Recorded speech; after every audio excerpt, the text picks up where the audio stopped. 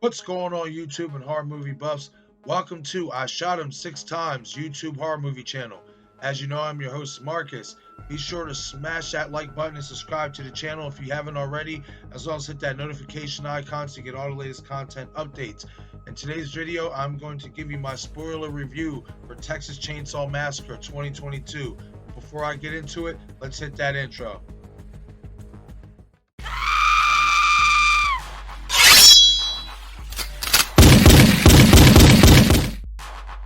I shot him 6 times.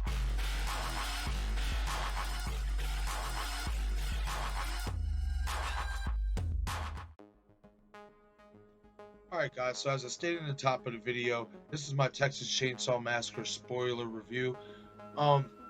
When this movie was announced, I'll be honest, I did not have high hopes for it. I figured this franchise is going in every bit of direction they could go in, especially from a storyline standpoint. I just felt like there was nothing else really to be said or done with this character. The last movie they made, Leatherface, I did like that, being that they started from origins when he was a kid. Texas Chainsaw 3D, not so much, So I just didn't know, what to expect from this movie. Wasn't really that excited for it, but once I saw the trailer and just saw how violent Leatherface looked, I was just like, I have to give this movie a shot. I have to give it a look. And on first look, I scored it an 8.5 out of 10. And that was just basically based on the brutality and the performance of Leatherface himself, who was played by Mark Burnham. I thought he did a great job portraying that character. He was very aggressive, very nasty, very brutal. But he also showed a side of compassion to him, especially when he lost his caregiver. And we're going to touch on that. When he lost his caregiver via heart attack, etc., he showed some compassion.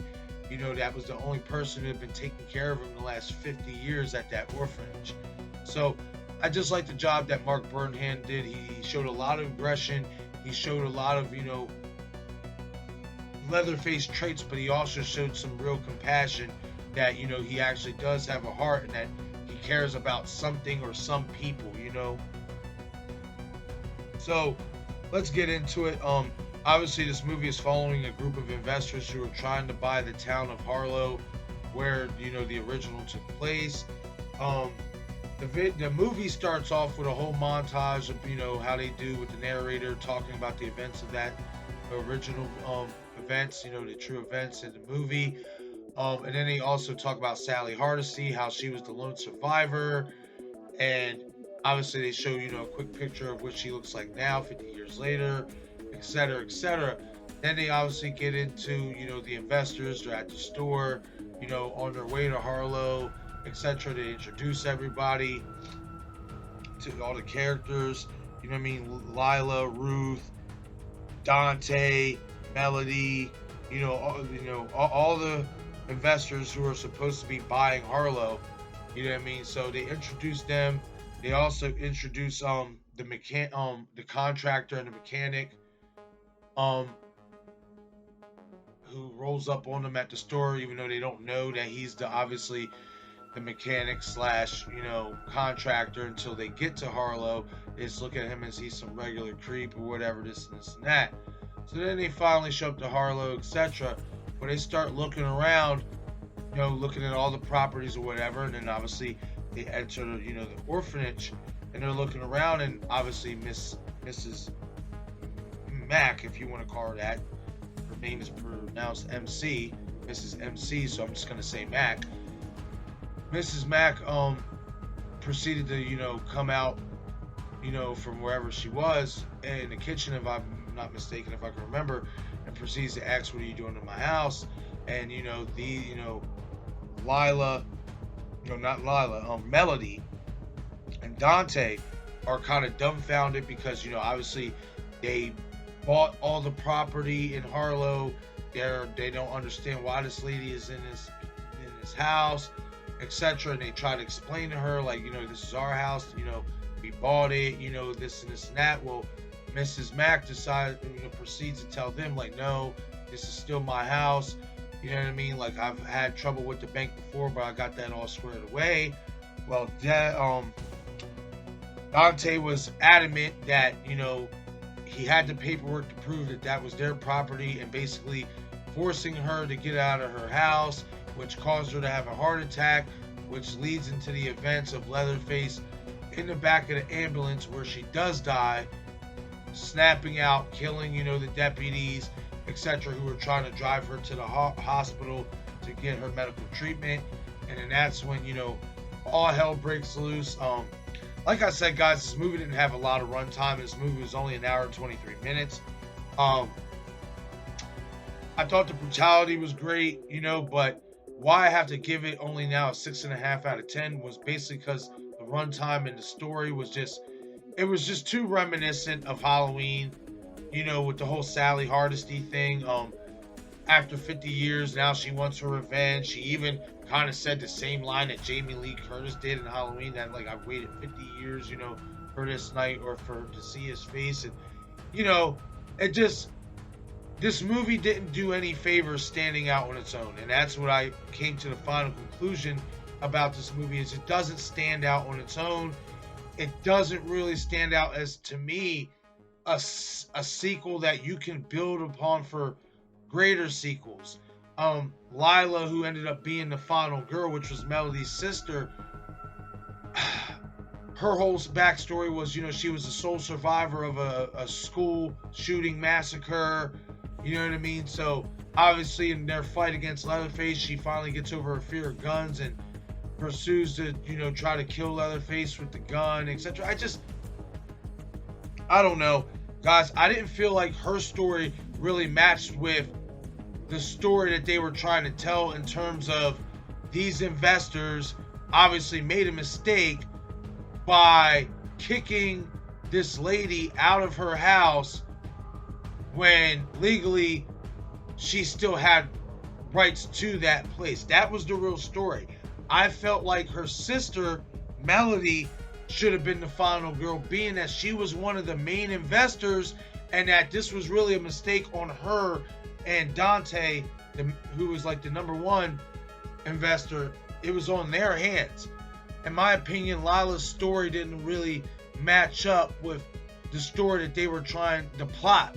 That these guys basically came into Leatherface's home, the orphanage, and took this lady's home, which prompted her to have a heart attack and obviously die, which set, the chain of events of Leatherface snapping out and starting his new killing spree. I will say this, the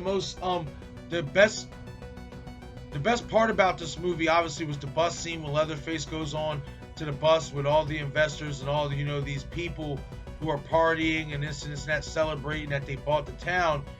And, the Chinese guy, everybody pulls out their phone, and the Chinese guy pulls the line, "One wrong move and you're canceled, bro." And just Leatherface proceeds to crank up, the chainsaw. I thought that was the best scene in the entire movie. It was just too obvious, in all honesty, what was going to happen, guys. From the outset, Sally Hardesty's character did not get a lot of runtime at all.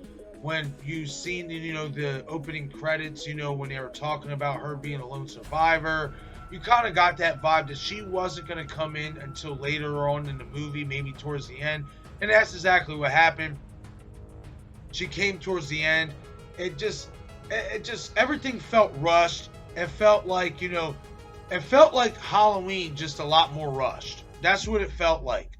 Some of the kills reminisced Halloween with, Leatherface picking up the one victim with his chainsaw in midair, and I see a lot of fans are upset about that. A lot of fans are upset that this movie mimicked Halloween in a lot of ways.